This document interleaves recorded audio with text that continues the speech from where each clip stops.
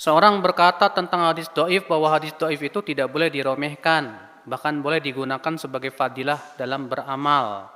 Yang penting bukan palsu apa benar demikian. Sangat tidak benar. Kenapa? Karena hadis dhaif itu, Bu, hanya menghasilkan keraguan. Ibu tahu tidak sebab hadis itu disebut dhaif kenapa? Ada dua sebab. Sebab yang pertama sanadnya yang terputus. Ada rantai sanad yang hilang. Tidak diketahui siapa yang hilang ini.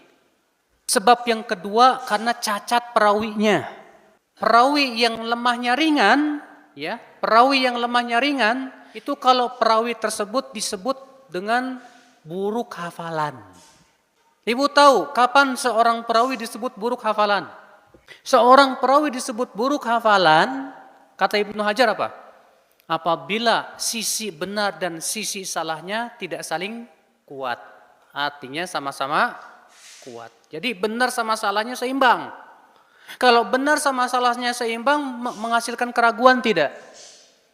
Iya, sementara sesuatu yang sifatnya meragukan dalam agama ini harus dibuang. Nabi sendiri yang mengatakan begitu. Rasulullah bersabda apa? Da' ma yaribuka. Tinggalkan yang meragukan. Ila ma la yaribuk, kepada yang tidak meragukan. Sedangkan hadis dhaif menghasilkan apa? Keraguan. Makanya Imam Bukhari, Imam Muslim tegas menolak hadis dhaif hatta dalam fadilah amal. Bahkan Ibnu Hajar Al-Asqalani dalam kitab Fadlu Tabyinul Ajab mengatakan apa? Sebetulnya tidak ada bedanya, kata beliau, baik masalah fadilah amal maupun masalah hukum. Kenapa? Karena semuanya masuk dalam pensyariatan. Nah itu makanya ibu-ibu sekalian, pendapat dalam hal ini tidak mengamalkan hadis dhaif itu pendapat yang kuat, Ibu. Adapun perkataan yang mengatakan bahwa hadis dhaif boleh diamalkan dalam masalah fadilah amal, ini perlu diperhatikan. Memang di zaman dahulu ada ucapan ulama yang mengatakan demikian, namun harus diperhatikan, Bu.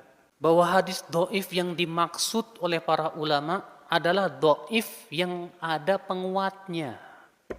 Yang disebut dengan dhaifun munjabir. Karena dhaif itu ada dua macam. Ada dhaif ghairu munjabir yang tidak bisa naik dan terangkat. Ada dhaif yang munjabir yang terangkat karena ada jalan yang lainnya.